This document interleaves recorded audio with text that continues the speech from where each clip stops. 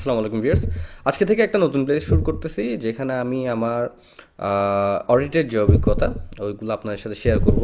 আপনারা অনেক দিন ধরে যারা আমাকে দেখতেছেন আপনারা আমাকে হয়তো জানেন যে আমি একজন অ্যাকাউন্টেন্ট। আমি প্রায় 9 বছর ধরে এই ফিল্ডটাতে কাজ করতেছি। তো এর মধ্যে আমি 5 বছর একটা অডিট ফার্মেও ছিলাম। বাংলাদেশে একটা খুবই নামকরা একটা audit firm, KPMG Rahman Rahman Huq. তো বিগত 4 বছর ধরে আমি একটা অ্যাকাউন্টিং ফার্মে কাজ করতেছি, সেভেন অ্যাকাউন্টিং ফার্ম, যেখানে আমি একজন কো ফাউন্ডার। তো এই যে অডিট করার অভিজ্ঞতা, আমি এই প্লেলিস্টটাতে বেসিক্যালি আপনার এই অভিজ্ঞতাগুলো আপনাদের সাথে শেয়ার করব। তো এর মধ্যে আজকে যে জিনিসটা শেয়ার করব এটা হচ্ছে আমাদের একটা ক্লায়েন্ট, বর্তমানে একটা ক্লায়েন্টের ব্যাংক রিকনসিলিয়েশন নিয়ে, তাদের মানে ব্যাংক রিকনসিলিয়েশনের গাফিলতির কারণে বা না করার কারণে তারা অনেক বড় একটা ক্ষতির সম্মুখীন হয়। তো এই জিনিসটা আপনাদের সাথে শেয়ার করব যে কীভাবে মানে তাদের সাথে ফ্রডটা করা হয়েছে, কি হয়েছে, আমরা কীভাবে এটা বের করছি। তো ঘটনাটা আমি একটু গল্পের মতো করে বলি, তাহলে আপনাদের আর ইন্টারেস্ট জাগবে আর মনেও থাকবে কাহিনী কী হয়েছে। তো কাহিনীটা হচ্ছে, এটা একটা ক্লায়েন্ট, তারা তাদের ব্যবসাটা হচ্ছে ডায়াগনস্টিক সেন্টারের।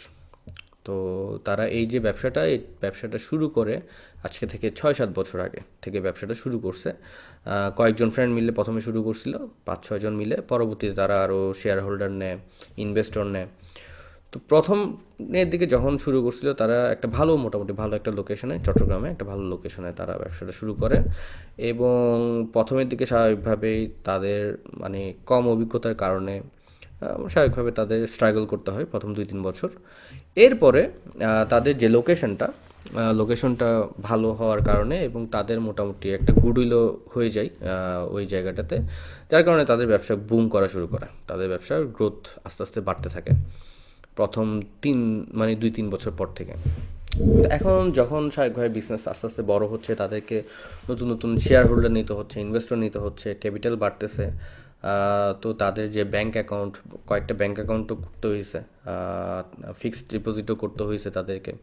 তো এরকম অনেকগুলো অ্যাকাউন্ট তাদেরকে করতে হয়।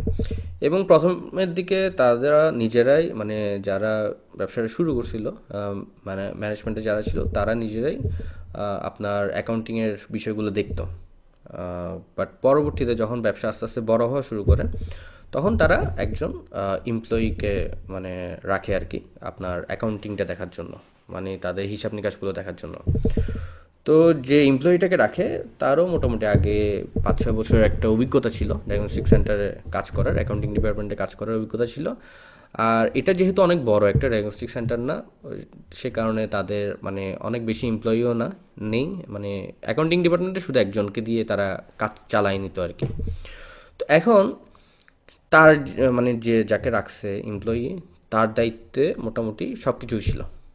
তাকে আপনার ভাউচার প্রিপেয়ার করা থেকে শুরু করে সাপোর্টিং জোগাড় করা, খরচ হলে এগুলো টাকা দেওয়া, তারপরে যারা অন্যান্য স্টাফ আছে তাদেরকে স্যালারি দেওয়া, তারপরে প্রতিদিন যে সেলসটা হচ্ছে, রেভিনিউটা হচ্ছে, ওইটা কালেকশন করে ওইটা ব্যাংকে জমা দেওয়া, ডিপোজিট স্লিপগুলো এনে মানে সাইন করায়, ভাউচার প্রিপেয়ার করা, তারপরে ব্যাংক রিকনসিলিয়েশন করা, যদিও রেগুলার করতো না, মাঝে মধ্যে করতো। তো এরকম যাবতীয় যতগুলো কাজ আছে সব মানে রেসপন্সিবিলিটি ছিল তার আর কি। তো এখানে অনেক বেশি কাজও ছিল না, যেহেতু এত বেশি বড় ডায়াগনস্টিক সেন্টারও না। তো কাজ মোটামুটি ম্যানেজেবল ছিল। মোটামুটি এগুলো, যদিও জব রেসপন্সিবিলিটি অনেক, বাট কাজ এত বেশি ছিল না। আর তার উপরে ম্যানেজমেন্টের যারা ছিল ম্যানেজিং ডিরেক্টর, তাদের মধ্যে একজন এই জিনিসগুলো দেখতো, মানে সাইন করতো, সে ভাউচার প্রিপেয়ার করলো, ওগুলো ঠিক আছে নাকি ওগুলো দেখে ঠেকে সাইন করতো। তো এই জিনিসগুলো সে করতো। তো এখন এরকম করতে করতে প্রায় মানে 2-3 বছর গেল। তো তাদের কিন্তু আবার অডিটের কোনো সিস্টেম ছিল না, মানে অডিট করাতো না, ইন্টারনাল অডিট বা ম্যানেজমেন্ট অডিট এরকম কিছু করাতো না। অ্যাকাউন্টস প্রিপারেশনও মানে ভালো কোনো অ্যাকাউন্টেন্টস দিয়ে করাতো না, চার্টার্ড অ্যাকাউন্টেন্ট দিয়ে। তারা নিজেরাই করতো, যতটুক পারে ওটুকের মধ্যে করে তারা স্যাটিসফাই ছিল। তো পরবর্তীতে যখন ব্যবসা বড় হচ্ছে, তারাও মানে এটা ফিল করে যে না, তাদের অডিট করানো উচিত, মানে কি হচ্ছে না হচ্ছে সব ঠিক আছে নাকি, তো অডিট করানো উচিত। তো তখন তারা আমাদের সাথে যোগাযোগ করে। তাদের একজন ডিরেক্টর আমাদের পরিচিত ছিল, ওই সুবাদে আমরা কাজটা পাই। আচ্ছা, আমরা যখন ক্যাশ এবং ব্যাংকের অডিট করি, তখন আমরা যখন ব্যাংক রিকনসিলিয়েশন করি, তখন আমরা ম্যাক্সিমাম ওখানে অনেকগুলো ব্যাঙ্ক অ্যাকাউন্ট আছে, 6-7টা ব্যাঙ্ক অ্যাকাউন্ট আছে, অনেকগুলো এফডিআর আছে। তো ব্যাঙ্ক রিকনসিলিয়েশন করতে গিয়ে অনেকগুলোই মিলে যায়, অনেকগুলোতে ডিফারেন্স থাকে। ডিফারেন্সগুলো কেন হয়, ব্যাঙ্ক রিকনসিলিয়েশনটা কি যারা জানেন না তাদের জন্য একটু বলি। ব্যাঙ্ক রিকনসিলিয়েশন একদম সিম্পল যদি বলি, এটা হচ্ছে মনে করেন আপনার ব্যবসার একটা ব্যাঙ্ক অ্যাকাউন্ট আছে, আপনি ওই অ্যাকাউন্টের মাধ্যমে লেনদেন করেন। তো এই যে লেনদেনগুলো করেন, ওগুলো কিন্তু ব্যাংকে একটা হিসাব রাখতেছে। আর আপনিও স্বাভাবিকভাবে আপনি একটা হিসাব রাখেন যে আপনি কত টাকা লেনদেন করছেন, কত টাকা ব্যাংকে জমা দিয়েছেন, ওখান থেকে কত টাকা খরচ হয়েছে। তো আপনার কাছে একটা হিসাব আছে, ব্যাংকের কাছে একটা হিসাব আছে। তো এখন ব্যাংকের কাছে যে হিসাবটা, আপনি ওই হিসাবটা নিয়ে মাস শেষে অথবা একটা রেগুলার ইন্টারভালে ব্যাংকের থেকে ব্যাংক স্টেটমেন্টটা নেওয়ার পরে ওইটা আপনি স্বাভাবিকভাবে আপনার যে হিসাবটা আছে ওইটার সাথে মিলাবেন।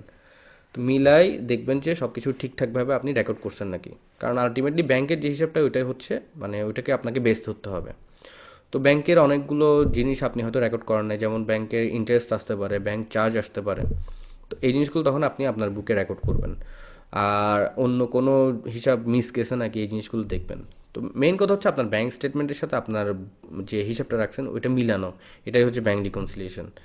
তো আমরা যখন ব্যাংক রিকনসিলিয়েশনটা করতে যাই, তখন একটা পার্টিকুলার ব্যাংকে প্রায় অনেক টাকার একটা ডিফারেন্স দেখি। মানে ব্যাংক স্টেটমেন্টে অ্যামাউন্ট দেখা যাচ্ছে অনেক কম, আর তারা যে রেকর্ডটা রাখছে ওখানে দেখা যাচ্ছে মানে অ্যামাউন্টটা অনেক বেশি, আপনার ব্যাংকে টাকা বেশি দেখাচ্ছে ব্যবসায়ের যে হিসাবটা আছে ওইটাতে। তো আমরা স্বাভাবিকভাবে আমরা ইনভেস্টিগেট যখন করি, ডিফারেন্স কয়েকটা কারণে থাকতে পারে, আর ওগুলো নর্মালও, ডিফারেন্স থাকাটা নর্মাল, এটা অ্যাবনর্মাল না। তো ডিফারেন্স থাকার মেইন কয়েকটা কারণ হচ্ছে, মনে করেন আপনি এই যে প্রতিদিন তারা যে ডায়াগনস্টিক সেন্টারের যে সেলসগুলো হচ্ছে ওগুলো যে জমা দিচ্ছে, ব্যাংকে জমা দিচ্ছে, এখন ব্যাংকে জমা দেওয়ার সাথে সাথে অনেক সময় আপনার ওইটা প্রসেস হয় না, ট্রানজ্যাকশনটা জমা হয় না। কিন্তু আপনি তো আপনার বুকে লিখে ফেলছেন, মনে করেন আপনি 2 লাখ টাকা ব্যাংকে জমা দিয়েছেন, আপনি আপনার বুকের মধ্যে রেকর্ড করে ফেলছেন যে আপনি 2 লাখ টাকা জমা হিসেবে রেকর্ড করে ফেলছেন। কিন্তু ওই দেখা যাচ্ছে আপনি যদি মাস শেষে মনে করেন এটা 31 তারিখ জমা দিয়েছেন, 31 তারিখ, তো 31 তারিখের বুকে আপনার এটা রেকর্ড হয়ে গেছে, কিন্তু ওই দিনে আপনার ব্যাংক ওই টাকাটা প্রসেস করে না, এখনও আপনার অ্যাকাউন্টে ঢুকায় নাই, টাকাটা প্রসেস হয়ে ঢুকে নাই। দেখা যাচ্ছে ওটা 1 তারিখ বা 2 তারিখ ঢুকছে। তো আপনি যখন 31 তারিখ ওই মাসের ব্যাংক স্টেটমেন্টের সাথে আপনার ক্যাশবুক মিলাতে যাবেন, তখন এই ডিফারেন্সটা ওখানে থাকবে। তো তখন আপনাকে ওইটা রিকনসিলিয়েশন করে মানে ওই ডিফারেন্সটা কেন হয়েছে এটা অ্যাডজাস্ট করতে হয় ডিফারেন্সটা। তো এরকম বেশ কিছু কারণ আছে। তারপর আপনার ব্যাংক ইন্টারেস্ট কাটতে পারে অথবা ব্যাংক চার্জ কাটতে পারে, যেটা হয়তো আপনি জানেন না, আপনি ব্যাংক স্টেটমেন্ট না দেখলে এগুলো জানবেন না যে আপনার কত টাকা কাটছে ইন্টারেস্ট বা চার্জ হিসেবে। তো এগুলো আপনাকে অ্যাডজাস্ট করতে হবে। তো এরকম ডিফারেন্স যা ছিল ওগুলো আমরা ফাইন্ড আউট করে অ্যাডজাস্ট করার পরে দেখা যাচ্ছে ওখানে তাও বেশ কিছু টাকা ডিফারেন্স রয়ে গেছে। এখন ডিফারেন্স কোন কোন জায়গায় রয়ে গেছে এটা যখন মিলাচ্ছি তখন দেখি কি ওখানে বেশ কয়েকটা জায়গায় আপনার ব্যাংকের মানে স্টেটমেন্টের ডিপোজিট যা আছে আর তাদের যে রেকর্ড ওখানে যে ডিপোজিটের অ্যামাউন্ট ওইটা মিসম্যাচ হচ্ছে। মিসম্যাচ হওয়ার কারণ হচ্ছে দেখা যাচ্ছে আপনার ক্যাশবুকে আপনার ডিপোজিট দেখাচ্ছে 1,30,000 টাকা, কিন্তু আপনার ব্যাংক স্টেটমেন্টে ডিপোজিট দেখাচ্ছে শুধুমাত্র 30,000 টাকা। দুইটার ডিফারেন্স। তো কাহিনীটি কি, মানে ডিফারেন্স কেন হবে? আপনি ডিপোজিট যা করছেন তাই তো থাকবে। তখন আমরা কি করলাম, ওই ব্যাংক যে ডিপোজিট করছে ওইটার যে ডিপোজিট স্লিপ আছে ওগুলো দেখা মানে চেক করা শুরু করলাম। তো ওখানেও দেখি কি আপনার যে রেকর্ডটা আছে ওইটার সাথে মিল আছে। ডিপোজিট স্লিপেও আপনার কার্বন কপি যেটা দেয় আর কি ব্যাংক থেকে, ওখানেও দেখা যাচ্ছে 1,30,000 টাকা ডিপোজিট করা হয়েছে। মানে আপনার রেকর্ডেও 1,30,000 টাকা, কিন্তু স্টেটমেন্টে দেখাচ্ছে 30,000 টাকা অনলি। তো এরকম যে কয়টা আমরা পাইছি ডিফারেন্স ছিল, ওগুলো ডিপোজিট স্লিপ সহ নিয়ে আমরা সরাসরি যাই হচ্ছে ব্যাংকে ম্যানেজারের সাথে এগুলো নিয়ে ডিসকাস করতে, যে কাহিনী কি আপনার ডিপোজিট স্লিপ দেখাচ্ছে 1,30,000 টাকা, ব্যাংক স্টেটমেন্টে শুধু 30,000 টাকা মানে জমা দেখাচ্ছে, তো এটা রিজনটা কি? তো অনেকে কোয়ারিজ করার পরে উনিও স্বাভাবিকভাবে ইনভেস্টিগেট করা শুরু করলো। উনি এগুলোর অ্যাকচুয়াল যে মানে অরিজিনাল ডিপোজিট স্লিপটা ওইটা খুঁজে বের করলো। খুঁজে বের করে ওখানে হয় যে কাহিনী, একটা সারপ্রাইজিং কাহিনী হয়। ওইটা হচ্ছে অরিজিনাল যে ডিপোজিট স্লিপটা আছে ওখানে আপনার ডিপোজিট দেখাচ্ছে শুধু 30,000 টাকা, আর যেটা কার্বন কপিতে ডিপোজিট দেখাচ্ছে 1,30,000 টাকা। তো বুঝছেন মানে ঘটনাটা কোন দিকে ঘটছে? ঘটনাটা হচ্ছে আমি বলি, আমি একটা ছবিও দেখাবো, আপনারা বুঝতে পারবেন কাহিনীটা কিভাবে হয় এই ফ্রডটা। এটা হয়েছে কি, এ, যে এমপ্লয়ি আছে সে যে টাকাটা জমা দিছে, সে 1,30,000 টাকা জমা দিতে গেছিল ব্যাংকে। 1,30,000 টাকা ব্যাংকে জমা দেওয়ার জন্য নিছিল, তুলছিল, কিন্তু সে ব্যাংকে জমা করছে 30,000 টাকা, বাকি 1,00,000 টাকা সে মেরে দিছে। এখন এই যে 30,000 টাকা জমা করছে, জমা করার পরে ব্যাংক ডিপোজিট স্লিপে সাইন টাইন করার পরে তাকে কার্বন কপিটা দিছে ডিপোজিট স্লিপের। এখন সে যে অ্যামাউন্টগুলো ছিল ওগুলো এমনভাবে লিখছে যে, মনে করেন 30,000 লিখছে 30,000, আর এদিকে লিখছে কথায় লিখছে 30,000। তো এর আগে 30,000-এর আগে একটা ওয়ান বসাই দিয়েছে, আরেকটা কপি নিয়ে ওইটার উপর, মানে কার্বন কপি না, ওইটার উপর ভর করে ওয়ান বসাই দিয়েছে, ওইটা ওখানে উঠে গেছে কার্বন কপিতে। সিমিলারলি এদিকে এক জায়গা রাখছে 1,00,000 লেখার, 1,00,000 লিখছে, ওইটাও মানে কার্বন কপিতে উঠে গেছে। এখন এটা এই ডিপোজিট স্লিপটা সে তার যে হায়ার ম্যানেজমেন্ট আছে তাকে দেখায়, ভাউচার টাউচার করে সাইন টাইন নিয়ে এটা ক্যাশবুকে এন্ট্রি দিয়ে দিছে, মানে সে এটা লিগালাইজ করে ফেলছে। তো এভাবে সে প্রায় কয়েকটা ডিপোজিট স্লিপের মাধ্যমে, মানে কয়েকবার সে মানে এই কাজটা করছে, এবং কাজটা করে সে মোটামুটি বেশ কিছু টাকা ওখান থেকে মানে মেরে দিছে।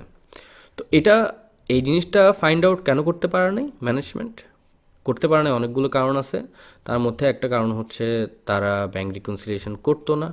করলেও যাকে মানে যে আপনার এগুলোর দায়িত্বে ছিল, ডিপোজিটের দায়িত্ব ছিল, সে নিজে ব্যাংক রিকনসিলিয়েশন করতো। তো ওনারাও এত জিনিসটাকে এত সিরিয়াসলি নেয় নাই, এটা একটা কারণ। তারপর এখানে ডিউটিস, সেগ্রিগেশন অফ ডিউটিস আমরা জানি খুবই ইম্পর্ট্যান্ট। আপনার কন্ট্রোল যদি মানে স্ট্রং করতে চান, আপনাকে ডিউটি সেগ্রিগেট করে দিতে হবে। কিন্তু দেখা যাচ্ছে একজনের উপরেই মোটামুটি সব কিছু চলে আসছিল তার হাতে, ক্যাশ কালেকশন থেকে শুরু করে, ডিপোজিট থেকে শুরু করে, ভাউচার প্রিপেয়ার থেকে শুরু করে এভরিথিং মানে তার কাছেই ছিল। তো এগুলো চেক করলেও মানে থোরলি চেক করা হতো না। স্বাভাবিকভাবে মনে করেন ডেইলি অনেক টাকা ডিপোজিট হচ্ছে, অনেকগুলো ব্যাংকে ডিপোজিট হচ্ছে, আর ব্যাংক থেকে একটা মেসেজও যায়, মাঝে মধ্যে মেসেজ যায় আর মাঝে মধ্যে যায় না, এরকম। তো যিনি এই যে মেসেজগুলো পাচ্ছেন, সেইগুলোর সাথে আবার মানে ডিপোজিট স্লিপ মিলায় দেখা সবসময় জিনিসগুলো পসিবল হয়ে ওঠে না, এবং দেখা যাচ্ছে এই জিনিসগুলোর সুযোগ নিয়ে সে যখন বুঝতে পারে যে এখানে একটা মানে কন্ট্রোলের ল্যাকিংস আছে, সে ওই জায়গাটা কাজে লাগে। তো এই জায়গায় এসে আপনার ব্যাঙ্ক রিকনসিলিয়েশন স্টেটমেন্ট যেটা আছে, ব্যাঙ্ক রিকনসিলিয়েশন করা, এটার গুরুত্বটা আমরা বুঝতে পারি। যে আপনি যদি স্মল মিডিয়াম সাইজ ব্যবসা হয়ে থাকেন এবং আপনার যদি অ্যাকাউন্ট ডিপার্টমেন্টে একজনই সব কিছু করে, আপনার কোনো কন্ট্রোল না থাকে, কন্ট্রোল থাকলেও খুব লেস কন্ট্রোল, হ্যাঁ, এবং এমন কাউকে দিয়ে আপনি অডিট করান না, ইন্ডিপেন্ডেন্ট কাউকে দিয়ে জিনিসগুলো চেক করান না, সেক্ষেত্রে কিন্তু আপনার ব্যবসায় অনেক বড় একটা ক্ষতি হয়ে যেতে পারে, যেরকম এই ব্যবসাটাতে মানে হয়েছে আর কি। এবং ফর্চুনেটলি এটা ফাইন্ড আউট করা গেছে, এবং সে নিজেও দোষটা স্বীকার করছে যে সে এটা করছে, আসলে সে তার দোষটা স্বীকার করছে। তো ব্যাংক রিকনসিলিয়েশন যদি না করতাম, ব্যাংক স্টেটমেন্টের সাথে ক্যাশবুকের এই যে প্রসিডিউরটা যদি করা না হতো, তাহলে কিন্তু এই জিনিসগুলো ফাইন্ড আউট করা যেত না। তো এই জিনিসটা এই জন্য খুবই ইম্পর্ট্যান্ট, ব্যাংক রিকনসিলিয়েশনকে কখনো নেগলেক্ট করবেন না। আপনার প্রতি মাসে এটা ম্যান্ডেটরি, আপনাকে যদি নিজে হ্যান্ডেল না করেন জিনিসগুলা, অন্য কাউকে দিয়ে হ্যান্ডেল করান, তাহলে প্রতি মাসে আপনাকে ব্যাংক স্টেটমেন্ট নিয়ে ওটার সাথে আপনার যে বুক রেকর্ডস আছে ওটাকে অবশ্যই মিলাতে হবে, অবশ্যই এটা মিলাতে হবে, এবং অবশ্যই এটা মিলাই যে ডিফারেন্সগুলো আছে ওগুলো অ্যাডজাস্ট করে আপনাকে মানে ব্যাংক স্টেটমেন্ট এবং মানে আপনার রেকর্ড 100% রিকনসাইল করতে হবে। তো এটা ছিল ঘটনা আমাদের অডিটের অভিজ্ঞতা থেকে। ভিউয়ার্স, আজকে ভিডিও আর বেশি বড় করব না। আশা করি আপনারা নতুন কিছু শিখতে পারছেন এই ভিডিওটা থেকে, এবং বুঝতে পারছেন যে ব্যাংক রিকনসিলিয়েশনের গুরুত্ব কতটুকু, এবং এটাকে নেগলেক্ট করা, এটাতে গাফিলতি করা, এটা কী পরিমাণ ক্ষতির কারণ হতে পারে। তো ভিডিওটা যদি ভালো লাগে অবশ্যই ভিডিওটাতে একটা লাইক দিবেন, আর আমার চ্যানেলটাতে সাবস্ক্রাইব করে রাখতে পারেন। আর আপনার যদি কোনো কোয়েশ্চেন থাকে অথবা কোনো এরকম যদি কোনো অভিজ্ঞতা হয়ে থাকে, ওটা আমাদের সাথে কমেন্টে শেয়ার করতে পারেন। তো ইনশাল্লাহ নেক্সট ভিডিওতে আবার দেখা হবে, অন্য আরেকটা অডিটের ঘটনা, অডিটের অভিজ্ঞতা শেয়ার করবো আপনাদের সাথে ইনশাল্লাহ। ততদিন পর্যন্ত সবাই ভালো থাকবেন, সুস্থ থাকবেন। আল্লাহ হাফিজ।